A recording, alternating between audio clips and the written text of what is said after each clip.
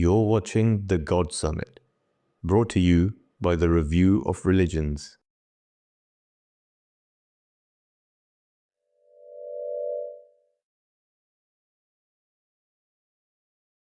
The lack of the institution of Caliphate accounts for the current state of the Muslim community across the world.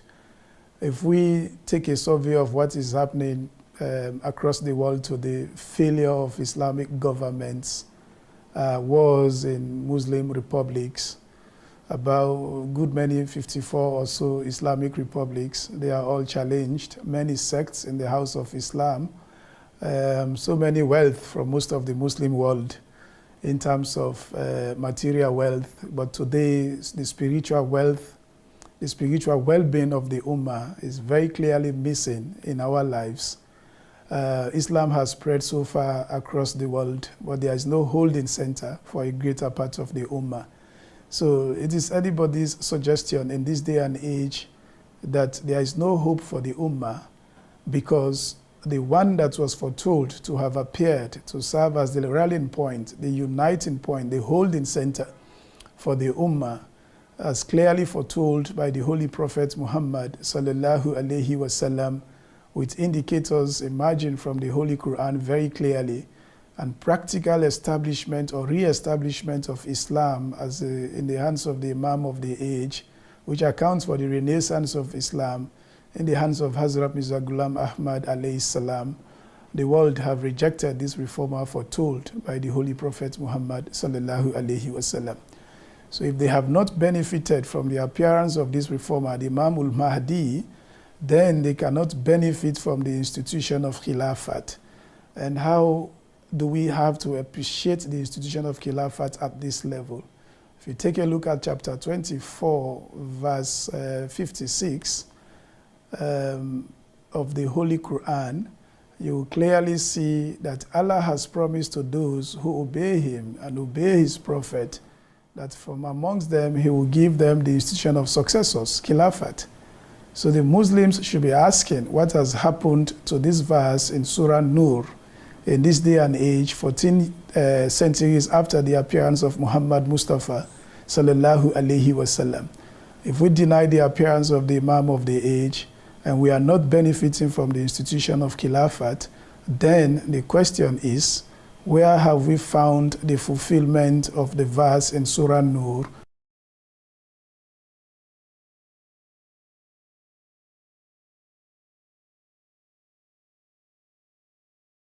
You don't need Khilafat, you are fine with the Hadith and the Holy Quran, good. But come to the practical aspect of what they have chosen over Khilafat. How united are they? As we sit here, a regime has fallen in the Muslim world. Syria, for instance, after 13 years of rebellion. Is rebellion the teachings of the Holy Quran? Is ill treatment of your citizens the teachings of the Holy Quran? Because those are the two accusations emanating from Syria, that the regime of Assad was that brutal, and then rebellion emanated. So that's just one side of it. People who have established Islamic governments, and those governments should be based on the foundations of the Holy Quran, which is the very best book and constitution for the governance of every human society, have failed woefully. Beyond that, even those in the religious realm who have held very good many beliefs about their interpretative understanding of the Holy Quran, and they have given themselves so many names that are representative of the sects in Islam. How organized are they? How many of these religious leaders along sectarian line or national line that can raise up their hands that we have found the Islamic infrastructure, the administrative structure, as it was during the time of the Holy Prophet Muhammad, as it happened during the time of the Khulafa ur-Rashidin? What is Islam in this day and age? On the contrary, they themselves are conceding on television that Islam was meant to be in this scattered form. How can they find a message from Allah the Almighty? How can they find a prophet who brought the final message from Allah the Almighty, in the sense that the Quran is the final Sharia, Islam is the final religion to humanity? How can his religion remain very much scattered till the end of times? So with all what they have achieved with the Holy Quran and the Hadith, it has not given them unity in the Islamic world. But yet, a community that has accepted the reformer of the age and has entered into the bayat of the Khalifa of the time, representative of the Imam of the age, continue to thrive as a united force. 220 countries of the world, one community, one leader, one Khalifa. When he gives instructions, people follow. And those who have the Holy Quran alone by itself and the Hadiths cannot vouch to unite themselves even in the least of a village. True divine sovereignty rests in the hands of the Khalifa of the time. It's not a political sovereignty. It's not a territorial sovereignty.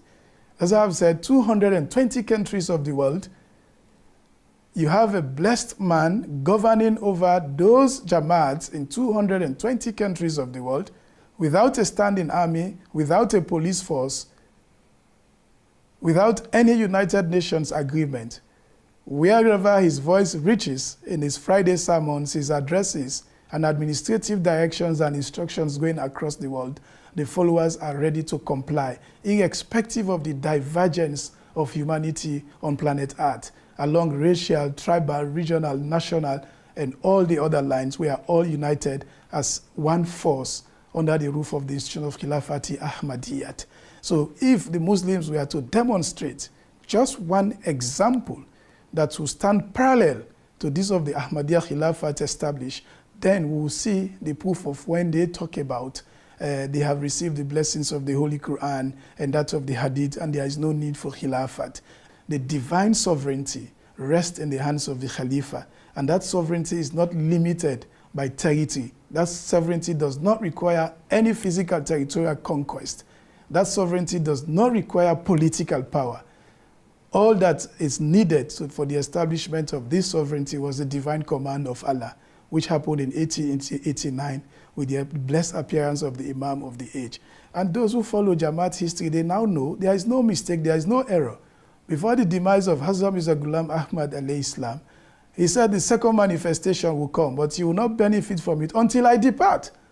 So what more prophecy are we waiting for? A man approaching his departure from this world and gave a roadmap and 116 years under just 5 Khulafa, 5 leadership. Al-Hajj Mavi Hakim Nuruddin in 1908 to that of Hazrat Masrur Ahmad al-Talab Nazi Aziz. 116 years, one community, one leader with this blessed divine sovereignty that does not rest on any political territory.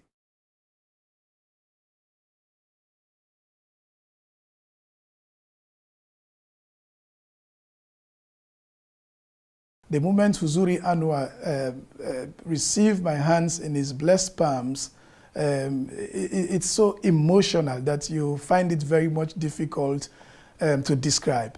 But what was the takeaway? That I was there taking the bayat of the Khalifa very directly. It placed a greater responsibility of obligation on me for the rest of my life, that I have taken the oath of allegiance in the hands of the Khalifa very directly. How blessed are we to have a community that is prototype and directly representative of the community of the Holy Prophet Muhammad sallallahu alaihi wasallam. So as we are taking the bayat, these were the views running through my mind and maybe through my veins, directly those spiritual veins connecting blessings from the Khalifa of the time. And when I came back home, I told them that I have come back with the bayat of the Khalifa of the time. It was in a representative capacity for Africa. Much as it is personal to me, so I feel it is personal to Africa and Sierra Leone specifically. So with these blessings of the bayat I have taken directly, we should be ready to increase our obedience levels to the Khalifa of the time, to comply with every bit of an instruction coming from Huzuri Anwar to the letter and in time. So that is the spirit, that is the feeling I left that hall with, and I left the UK with. Huzur's very first service to mankind very clearly is his blessed prayers. I have not heard of any human being on earth who has declared that before I go to bed every night, I will remember every nation, every people across the world in prayers. I have not heard that from any other religious leader yet. So that is the very high level of gifts to the world. How many Friday sermons or religious preachings you hear from other people so quite often that is requesting prayer for the rest of humanity, for the rest of the world, the Muslim world. How many times has this blessed Khalifa mentioned or requested the community to pray for the situation in Palestine and many other places across the world? So the first blessing of the institution of Caliphate is that unending prayer for the rest of humanity across the world. If we are to review what is happening in Sierra Leone, what the blessed institution of Caliphate has done, here is a country which constitution declares that it is government's responsibility to provide education for every Sierra Leonean to the best of his ability. So it is not even a responsibility that is shared by any other person in our constitution. But through the blessed institution of Caliphate, we are in a country today with 313 schools and more to follow. Uzuri Anwar approved 25 small schools for Sierra Leone, including of primary and secondary school. In 2 districts of Sierra Leone and more, we have not reached with our junior and senior secondary schools. As I speak, we are constructing junior secondary school where we had only had primary schools going on. Why is Uzuri Anwar action in this particular gift to Africa? To expand the space for education, that people can have secular education backed by deep religious sense of understanding and responsibility. How many hospitals have been built across the world through Caliphate directions? In fact, the entire Nusrat Jahan scheme came as a mercy from the institution of Caliphate. Having a 5-nation tour of West Africa and realizing the gap in the field of education, realizing the gap in the field of medical services to people across Africa, our blessed Khalifa of the time, Hazrat Nasir Ahmad Rahimahullah, introduced the Nusrat Jahan scheme as a blessing for the rest of the world, a help to the rest of mankind. Today, commencing 1970 to date, how many hospitals in many African countries providing medical services to people across the African continent? In Sierra Leone, as I speak, under the blessed guidance of the Khalifa of the time, we are just in process of completing an infrastructure called the Aisha Maternity Hospital for a country that has labored and toiled under the difficulties of maternal health care in a country. We are coming to give more support to what government has achieved so far. So the blessings of Khilafat emanating, starting with that of prayers for the rest of humanity to direct humanitarian service is peerless. You cannot compare it to any other human intervention in terms of giving divine aid, giving physical support to people. You're watching The God Summit, brought to you by the Review of Religions.